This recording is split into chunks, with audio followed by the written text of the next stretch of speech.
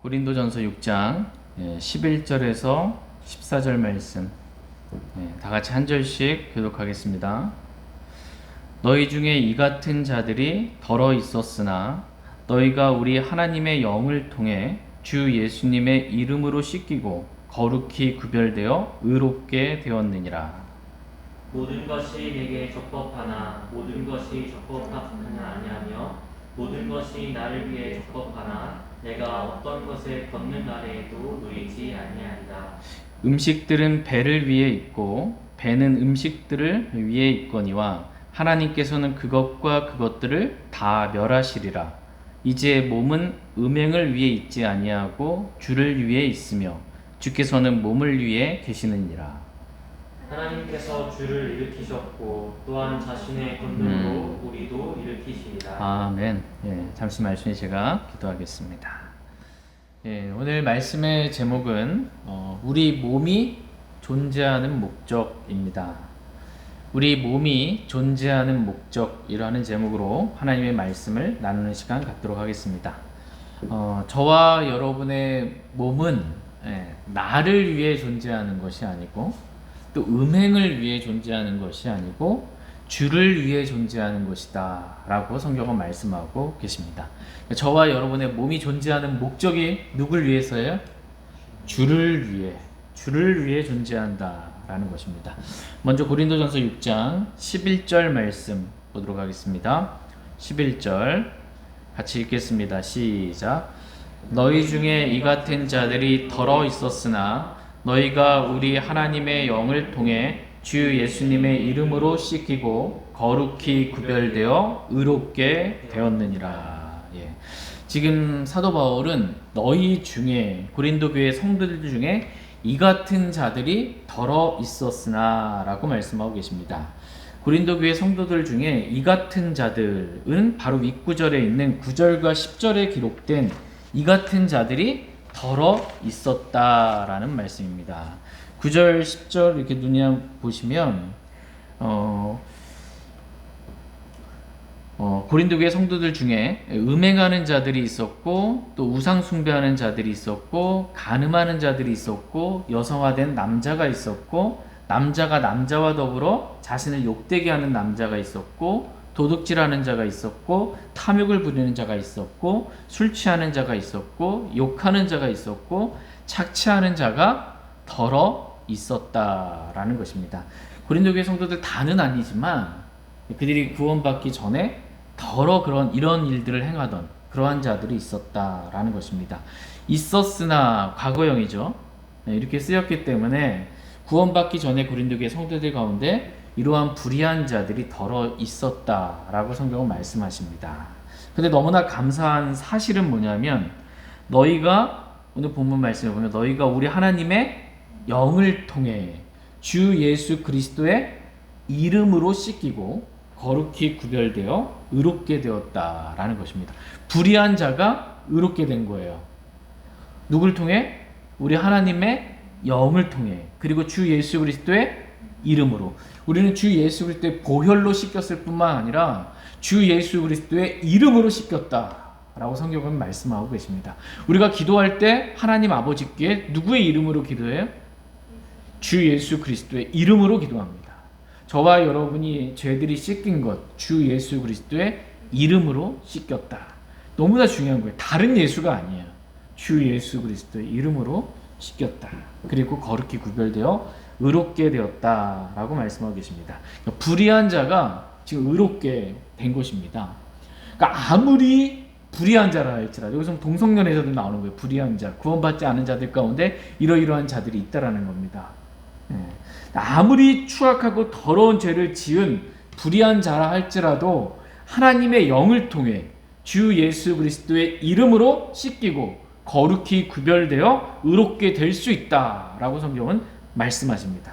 그러니까 불의한 우리를 의롭게 하시는 것은 저와 여러분의 어떠한 선한 의로운 행위가 아니라 바로 하나님의 영과 우리 주 예수 그리스도이십니다.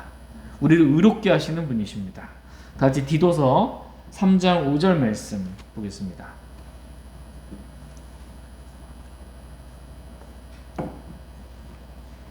디도서 3장 5절 말씀. 저와 여러분이 어떻게 구원받았는지에 대해서 말씀하고 계십니다. 디도서 3장 5절 말씀 같이 읽겠습니다. 시작. 그분께서 우리를 구원하시되 우리가 행한 의로운 행위로 하지 아니하시고 오직 자신의 긍휼에 따라 다시 태어남의 씻음과 성령님의 새롭게 하심으로 하셨고, 하나님께서 저와 여러분을 구원하시되 우리가 행한 의로운 행위로 하지 아니하셨다, 이렇게 말씀하고 계십니다. 그러니까 우리는 행위로 구원받을 수 있어요, 없어요? 없습니다. 아무리 의로운 행위를 한다 할지라도 그 사람은 구원받을 수 없습니다. 지금 이 말씀은 우리가 행한 의로운 행위는 절대로 구원받을 수 없다라고 분명하게 말씀하고 계십니다. 이사야서 64장 6절에서는 우리는 다 부정한 물건 같고 우리의 모든 의는 더러운 누더기 같으며 라고 말씀하고 계십니다. 우리의 모든 의예요. 우리의 모든 의는 더럽다는 겁니다. 우리가 봤을 때 의롭고 깨끗할 것 같은데 하나님께서 보시기에 사람들이 행한 그 의로운 모든 것들, 그런 것은 더럽다, 더러운 누더기 같다 라고 말씀하고 계십니다. 절대로 사람은 의로운 행위로 구원받을 수 없다. 행위 구원은 다른 복음입니다. 저주받을 다른 복음이에요. 이러한 행위 구원, 행위로 구원받을 수 있다. 종교적인 행위, 의로운 행위, 율법의 행위, 육신의 어떤 행위로 구원받을 수 있다라고 하는 다른 복음을 전하는 자들은 저주받을 것입니다. 하나님은 우리를 구원하시되 오직 하나님의 긍휼에 따라, 우리는 하나님의 긍휼로 구원받은 거예요. 긍휼은 불쌍히 여기셔서 구원해 주신 거예요. 우리가 불쌍히 여기시는 거예요. 지옥에 갈 수밖에 없는 우리를 불쌍히 여기셔서 하나님의 긍휼로 우리를 구원해 주셨다라는 것입니다. 오직 우리는 하나님의 긍휼에 따라 다시 태어남의 씻음과, 다시 태어난 겁니다. 마귀의 자녀가 하나님의 자녀로 다시 태어난 것입니다. 성령님의 새롭게 하심으로 우리를 의롭게 하시고 구원해 주셨다라고 말씀하고 계십니다. 그러니까 너무나 더럽고 추악한 우리가 주 예수 그리스도의 이름을 믿음으로 다시 태어남의 씻음을 경험하게 된 것입니다.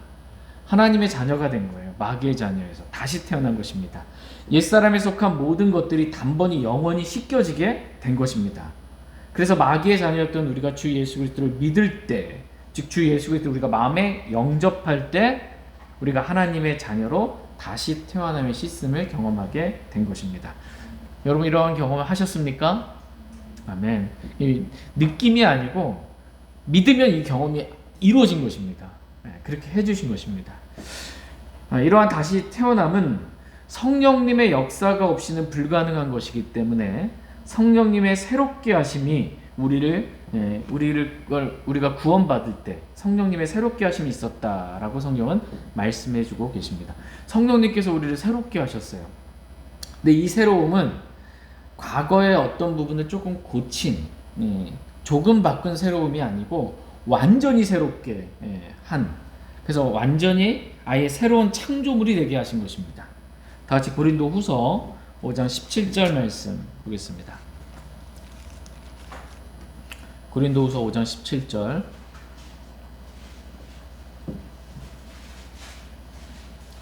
고린도후서 5장 17절 말씀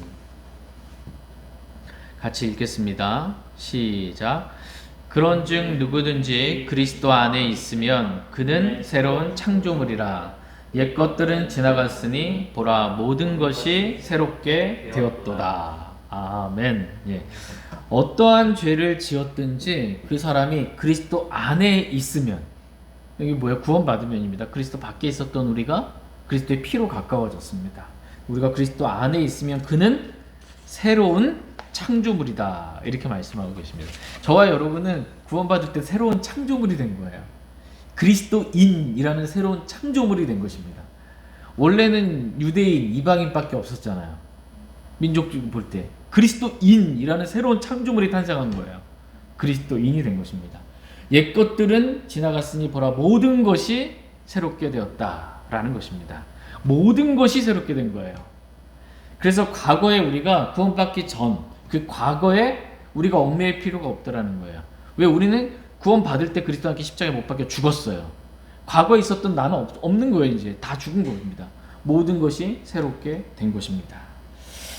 그래서 우리는 과거에 내가 지은 어떠한 죄, 잊혀지지 않는 그 죄, 얽매일 필요가 없습니다. 뿐만 아니라 구원받은 이후에도 마땅히 그리스도인으로서 하나님의 자녀로서 합당하게 죄를 짓지 않고 살아야 하지만 우리 육신의 장막을 벗기 전까지는 두 성품의 갈등이 있기 때문에 육신의 연약함으로 죄를 지을 수가 있습니다. 근데 어떠한 구원받고 나서 어떠한 죄를 지었든 우리는 그리스도 안에 있으면 새로운 창조물이기 때문에 옛 것들은 지나가고 모든 것들이 새롭게 되었기 때문에 그리스도의 보혈을 믿는 믿음으로 우리의 죄들을 자백하면 됩니다. 하나님, 제가 이러한 죄를 지었습니다 라고 자백하고, 그럼 주님이, 신실하신 주님이 용서해 주세요. 그래서 그러한 죄들에 얽매일 필요가 없다라고 성경은 말씀하고 계십니다. 저와 여러분이 지금 이 자리에 있기 전까지 어떠한 죄를 지었든지 그러한 죄들 가운데 얽매이지 않게 되길 원합니다.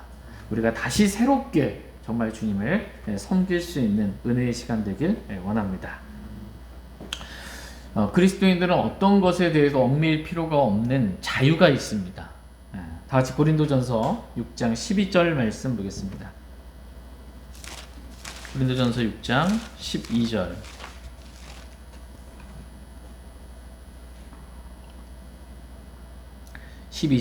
같이 읽겠습니다. 시작.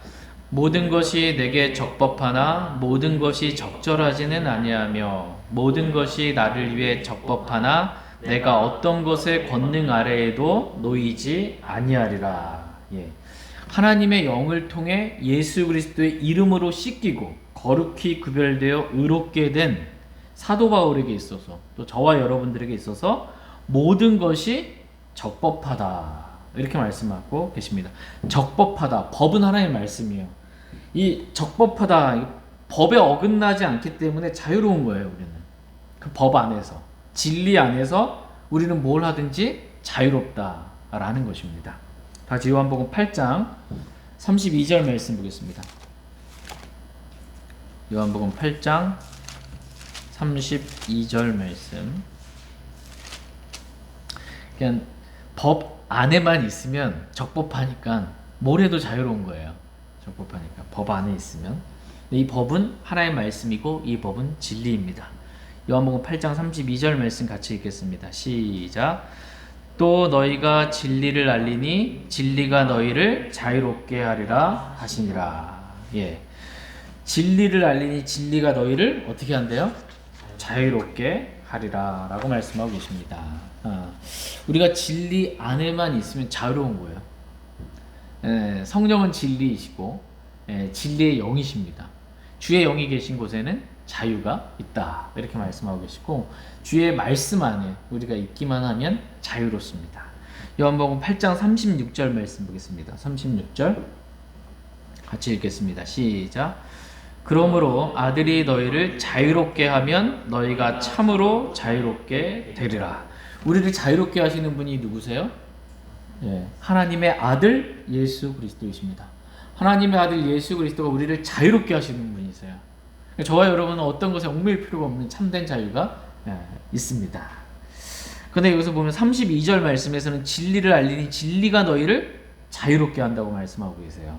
근데 36절에서는 뭐라고 말씀하고 계세요?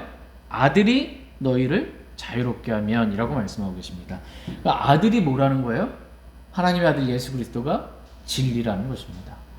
예수 그리스도가 나는 길이요 진리요 생명이니 라고 말씀하고 계십니다. 예수님이 진리이십니다. 주님 안에 있으면, 진리 안에 있으면 주님이 우리를 자유롭게 하고 진리의 말씀이 우리를 자유롭게 하고 진리이신 성령님이 우리를 자유롭게 하기 때문에 우리는 참된 자유를 누리며 살아갈 수 있습니다. 모든 것이 적법하다는 거예요. 주님 안에 있고 말씀 안에 있으면. 그런데 모든 것이 적절한 것은 아니다라는 것입니다. 고린도전서 10장 23절 말씀 보겠습니다. 적법은 한데 말씀에 어긋난 건 아닌데 그렇게 적절한 건 아니다 라는 겁니다. 고린도전서 10장 23절 말씀. 23절 같이 읽겠습니다. 시작. 모든 것이 나를 위해 적법하나 모든 것이 적절하지는 아니하며 모든 것이 나를 위해 적법하나 모든 것이 세워주니는 아니하나니. 예. 이 말씀이 지금 대꾸로 이렇게 이어지고 있습니다. 그러니까 모든 것이 적법하나 모든 것이 적절하지는 아니하고 모든 것이 적법하나 모든 것이 세워주지는 아니한다라고 이렇게 말씀을 받아서 지금 대꾸로 설명해주고 있습니다.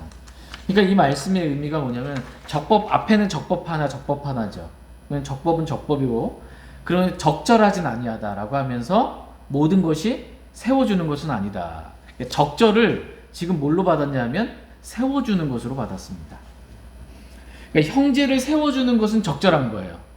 근데 형제를 실족하게 하고 걸려 넘어지게 하는 것, 이것은 적절한 게 아니다라는 거예요. 난 말씀대로 했어 라고 하는데 형제는 양심상 걸리는 거예요. 이건 적절한 거 아니다 라는 것입니다. 형제를 세워주는 것, 이것이 적절한 것이다 라는 것입니다.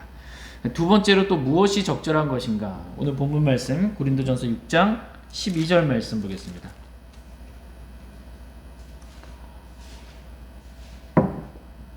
고린도전서 6장 12절 같이 읽겠습니다. 시작. 모든 것이 내게 적법하나 모든 것이 적절하지는 아니하며 모든 것이 나를 위해 적법하나 내가 어떤 것의 권능 아래에도 놓이지 아니하리라. 이 말씀 역시 대꾸로 지금 이루어져 있습니다. 그러니까 모든 것이 적법하나 모든 것이 적절하지는 아니하며 모든 것이 적법하나 내가 어떤 것의 권능 아래도 놓이지 아니하리라. 이렇게 말씀하고 계십니다. 그러니까 적절하다라는 말씀을 뭘로 받은 거예요 지금? 어떤 것의 권능 아래에도 놓이지 않는 것, 이것이 적절한 것이다 라는 것입니다. 어떤 권능 안에 놓여 있는 것, 이것은 적절한 게 아니다라는 거예요. 그리스도인에게 적절한 게 아니다라는 거예요. 그러니까 그리스도인은 율법의 권능 아래 놓여 있으면 그건 적절한 게 아니라는 것입니다. 그리스도인이 죄의 권능 아래 놓여 있으면 그건 적절한 게 아니라는 것입니다. 그리스도인이 육신의 권능 아래 놓여 있으면 그건 적절한 것이 아니다라는 것입니다. 이 말씀 하나씩 잠깐 살펴보면, 첫째로 어떤 권능 아래도 놓이지 않는 게 적절한 거예요. 근데 그리스도인은 율법의 권능 아래 있지 않다. 율법의 권능 아래 놓여 있지 않다라고 말씀하십니다. 다시 로마서 6장 14절 말씀 보겠습니다. 로마서 6장 14절 말씀.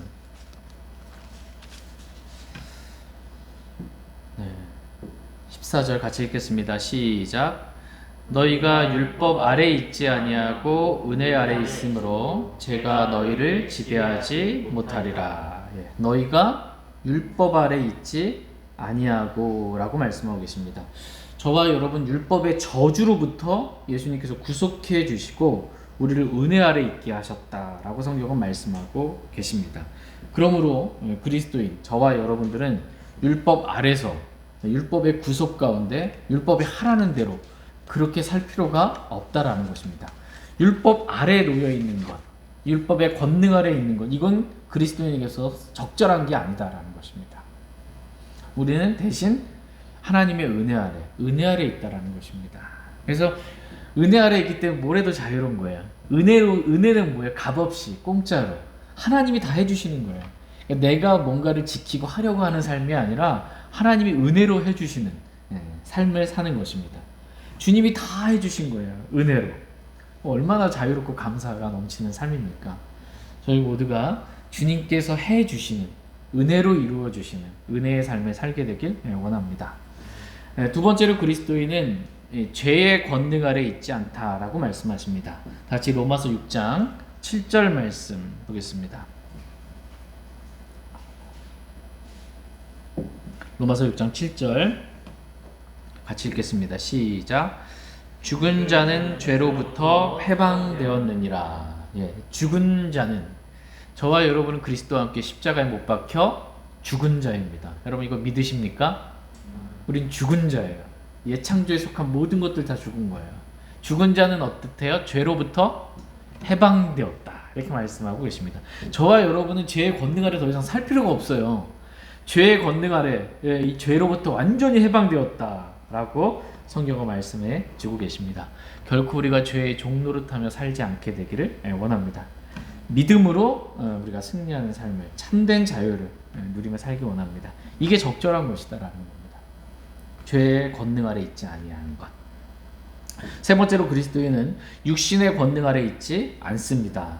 왜냐하면 저와 여러분의 육신은 그리스도와 함께 십자가에 못 박혀 죽었기 때문입니다. 다 같이 갈라디아서 5장 24절 말씀 보겠습니다. 갈라디아서 5장 24절 말씀 같이 읽겠습니다. 네, 시작. 그리스도께 속한 사람들은 애착들과 정욕들과 함께 육신을 십자가에 못 박았느니라. 예. 그리스도께 속한 사람들은, 저와 여러분 누구에게 속했어요? 그리스도께 속했습니다. 세상에 속하지 않았습니다. 속한 신분 자체가 다른 거예요. 예. 그리스도께 속한 사람들은, 저와 여러분들은 애착들과 정욕들과 함께 육신을 십자가에 못 박았다. 이렇게 말씀하고 계십니다. 십자가에 못 박았어요. 생명의 창시자도 십자가에 못 박히면 죽는 거예요. 우리의 육신도 십자가에 못 박히면 죽는 거예요. 우린 죽은 것입니다. 그러므로 우리가 육신 아래, 육신의 권능 아래 있을 필요가 없다라는 것입니다. 저희 모두가 이러한 십자가의 진리를 믿음으로 참된 자유함을 누리며 살아갈 수 있길 원합니다. 우리는 율법이나 죄나 육신 아래 놓여 있지 않습니다. 이 아래, 율법 아래 그리스도인이면서 율법 아래서 율법을 지키며 살아가는 것, 그리스도인이면서도 죄의 권능 아래 종노릇하며 사는 것, 그리스도이면서 육신을 따라 사는 것, 이거 적절한 게 아니다라는 것입니다. 뿐만 아니라 그리스도인이 음식 규례 안에, 규례 아래에 이렇게 있는 것, 이것도 적절한 것이 아니다라는 것입니다. 어떠한 권능 아래에도 매이지 않는 것, 그것이 우리가 그리스도인이 살아야 될 가장 적절한 삶이다라고 성경은 말씀하고 계십니다. 같이 고린도전서 6장 13절 말씀 보겠습니다. 고린도전서 6장 13절 같이 읽겠습니다. 시작. 음식들은 배를 위해 있고 배는 음식들을 위해 있거니와 하나님께서는 그것과 그것들을 다 멸하시리라. 이제 몸은 음행을 위해 있지 아니하고 주를 위해 있으며 주께서는 몸을 위해 계시느니라. 아멘. 예. 음식들은 배를 위해 있다라는 것입니다. 음식을 먹어야 되는 거죠. 음식들은 배를 위해 있는 거고, 배는 음식들을 위해 있거니와 하나님께서는 그것과 그것들을 다 어떻게 해요? 멸하시리라. 이렇게 말씀하고 계십니다. 그러므로 그리스도인들은 어떠한 음식도 다 먹을 수 있는 자유가 있다라고 성경 말씀하고 계세요. 어떤 음식은 먹어도 되고 또 어떤 음식은 먹으면 안 된다라는 구약의 음식 규례 있잖아요. 그 음식 규례의 권능 아래 그리스도인이 있지 않다라는 것입니다. 부정한 짐승 먹으면 안 되고 정결한 짐승 이 구약의 음식 규례예요.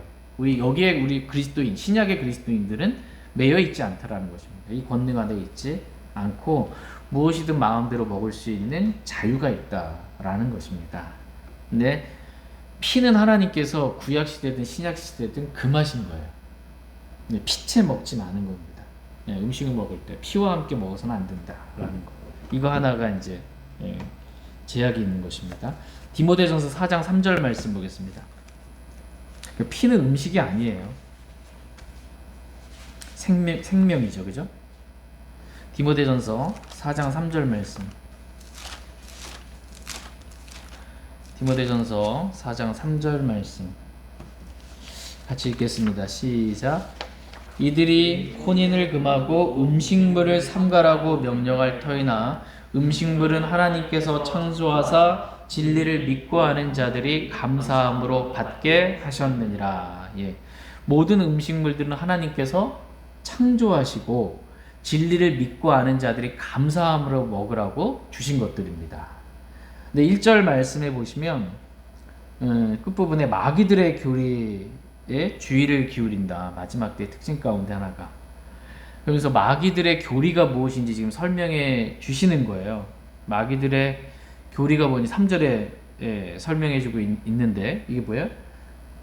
혼인을 금하고 음식물을 삼가는 것. 이것이 마귀들의 교리입니다. 마귀들의 교리가 뭐라고요? 혼인을 삼가고 음식물을 금하는 것. 이 음식물 먹지 말라 하는 것. 이게 마귀들의 교리라는 겁니다. 이 마귀들의 교리를 잘 지키고 가르치는 집단이 있습니다. 어딜까요? 로마 카톨릭, 천주교, 혼인을 삼가고, 교황부터 시작해가지고 추기경 신부에 이르기까지 혼인하면 안 된다. 불교도 마찬가지죠. 혼인하면 안 된다. 이게 다 마귀들의 교리예요. 이게 하나님께서는 혼인하라고 말씀하고 계세요. 남자든 여자든 혼인해야 한다 이렇게 말씀하고 계십니다. 근데 혼인을 하지 말아라 라고 가르치는 건 마귀들의 교리다라는 것입니다. 오늘날 이 마귀들의 교리가 팽배해져 가지고서는 종교가 없다고 하는 일반 사람들도 결혼하지 않고 살아가고 있는 거예요. 마귀들의 교리입니다. 이게 사람의 몸에 정욕이 있어요. 육신의 정욕이 있는데 그 가운데 성욕이 있어요.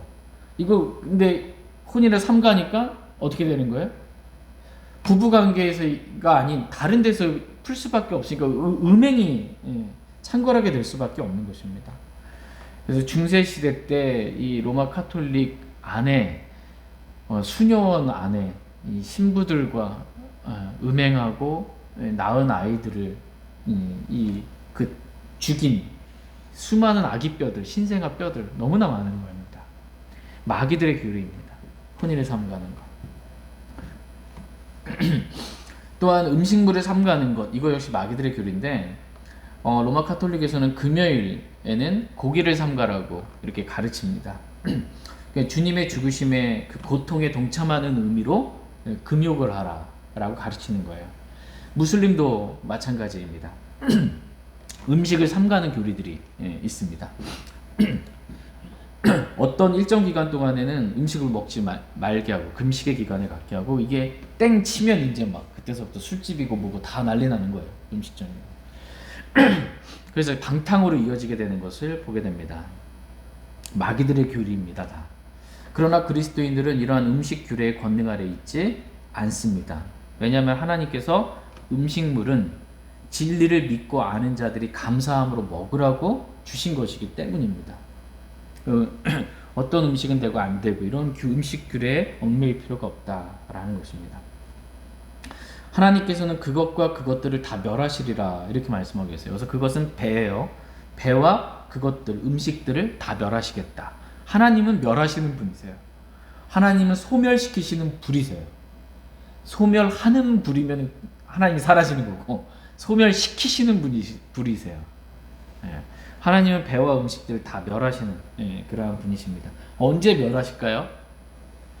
새하늘과 새 땅이 되기 직전에 온 우주의 모든 구성 요소들이 다 불타게 되는 것입니다.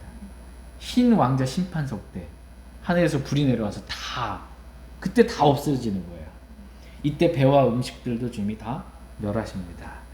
그러면서 하신 말씀이 이제 오늘 본문 말씀에 몸은 음행을 위해 있지 아니하고 주를 위해 있으며 주께서는 몸을 위해 계시느니라 이렇게 말씀하고 계십니다. 우리 몸이 존재하는 목적, 그래서 몸은 음행을 위해 있는 게 아니고 몸은 주를 위해 있는 것이다 라고 말씀하고 계십니다. 우리의 몸뿐만 아니라 하나님께 창조하신 모든 창조물들이 다 주를 위해 있고 주를 기쁘시게 하기 위해 존재하는 것입니다. 저와 여러분들의 몸 역시 주를 위해 존재하는 것입니다. 결코 우리의 몸이 음행을 위해 존재하거나 나를 위해 존재하는 것이 아니고 주를 위해 우리의 몸이 존재한다라고 말씀하십니다. 다같이 고린도전서 6장 13절 말씀 보시면 이제 몸은 음행을 위해 있지 아니하고 주를 위해 있으며 주께서는 뭐래요? 몸을 위해 계시느니라 이렇게 말씀하고 계십니다. 주께서 계시는데 우리 몸을 위해 계신다. 얼마나 놀라운 말씀입니까? 우리 몸은 주를 위하고 주님은 우리 몸을 위하시는 거예요. 얼마나 아름다운 관계입니까? 주님이 우리 몸을 위하시기 때문에 우리가 우리의 몸을 위한다고 지나치게 민감하게 이 건강식품 챙겨 먹고 막 지나치게 몸을 위하는 거 있죠. 이거 그리스도인에게 별로 적절한 게 아니다라는 것입니다. 뭐 적법은 하지만 적절한 건 아니라는 거예요. 지나치게 건강에 민감한 사람들 있죠. 자기 몸이 민감한 사람들.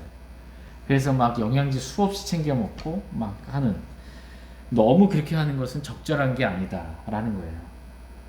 우리 몸은 주를 위해 있는 거예요. 그리고 내 몸은 누가 위해요? 주께서 내 몸을 위해 주시기 때문에 내가 내 몸을 위해서 그렇게 지나치게 민감할 필요가 없다라는 것입니다. 이 말씀은 우리가 건강관리를 소홀히 해도 된다라는 그런 말씀이 아닙니다. 다만 내가 내 몸을 위하는 게 너무나 지나쳐서 이 주님보다 내 몸을 더 아끼는 것, 이게 문제라는 겁니다. 주님보다 내 몸을 더 아껴요. 이거는 말이 안 된다는 거예요. 이게 성경적으로 올바른 게 아닙니다. 이거는. 여러분, 다니엘의 세 친구 기억나시죠? 다니엘의 세 친구가 자신의 몸을 위하지 않고 그 몸을 주님께 드렸습니다.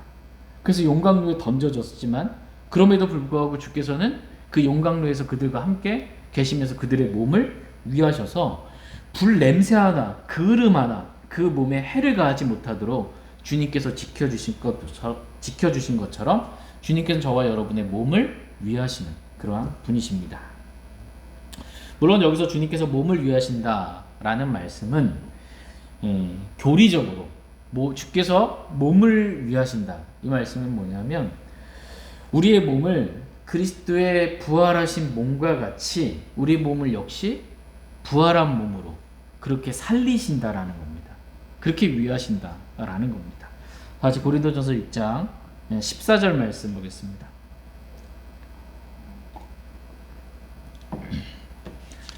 고린도전서 6장 14절 같이 읽겠습니다. 시작. 하나님께서 주를 일으키셨고 또한 자신의 권능으로 우리도 일으키시리라. 예. 하나님께서 주 예수 그리스도를 일으키셨어요. 뭘 일으키셨다라는 거예요? 몸을 일으키신 거예요. 일으키셨다라고 했을 때 그 일으키신 무덤에서 일으키신 것, 예수님의 몸을 일으키신 것, 부활의 몸으로 일으키신 걸 말씀하고 계시고, 또한 하나님께서는 자신의 권능으로 우리도 일으키신다. 우리의 몸도 일으키신다라는 것입니다. 이게 이제 이 말씀의 흐름 가운데 주께서 우리 몸을 위하신다라는 말씀의 의미인 것입니다. 비록 우리가 이 땅 가운데 살면서 우리의 몸은 시간이 지날수록 쇠약해져 가지만 그리스도께서 우리의 몸을 위하셔서 그리스도께서 공중 재림하시는 그날에 우리의 몸은 그리스도의 부활하신 영광스러운 몸과 같이 변모되어 우리는 주님을 공중에서 만나게 될 것입니다. 그때까지 우리는 우리 몸이 존재하는 목적이 무엇인지 분명하게 알고, 우리 몸이 존재하는 목적이 뭐예요? 주를 위해 존재한다라는 걸 분명히 알고 우리가 우리의 몸을 관심하기보다 주님을 위하게 되기를 주님은 원하십니다. 그래서 우리의 겉사람은 썩어 없어져도 우리 늙어가는 것에 대해서 너무 그렇게 반응하지 않고 자연스럽게 그냥 받아들이길 원합니다. 그러나 우리의 속사람은 어때요? 겉사람, 몸은 우리의 혼이 중심이 돼서 우리 몸 안에 혼이 있잖아요. 이 혼 중심이 돼서 겉으로 있는 게 겉사람이에요. 몸이에요. 혼 안에 있는 게 속사람이에요. 영 안에 있는 속사람. 이 속사람이 부활한 새 몸을 입게 될 그날을 저희가 더욱더 소망하며 살 수 있기를 원합니다. 다같이 고린도후서 4장 16절 말씀 읽고 오늘 말씀 마치겠습니다. 고린도후서 4장 16절. 고린도후서 4장 16절 같이 읽겠습니다. 시작.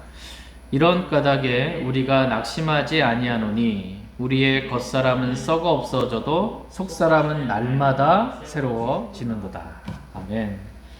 저희 모두가 우리의 몸이 날로 쇠약해져 가는 것으로 인해 낙담하지 않기를 원합니다. 비록 우리의 몸이 썩어 없어져도 우리의 속사람은 날마다 새롭게 되기를 원합니다.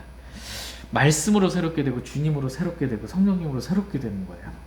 날마다 주님과의 교제를 통해 그렇게 새롭게 되길 원합니다. 그리하여 우리 몸을 주님을 위하여 언제든지 기꺼이 아낌없이 우리 몸을 주님께 드릴 수 있는 그러한 사람들 되길 원합니다. 주님보다 내가 내 몸을 더 위하면 몸을 주님께 드릴 수 있어요? 할 수가 없는 겁니다. 저와 여러분의 몸은 주를 위해 존재함을 믿고 주님께 날마다 매 순간마다 우리의 몸을 주님께 드리는 헌신이죠. 헌신하는 삶을 살 수 있길 원합니다.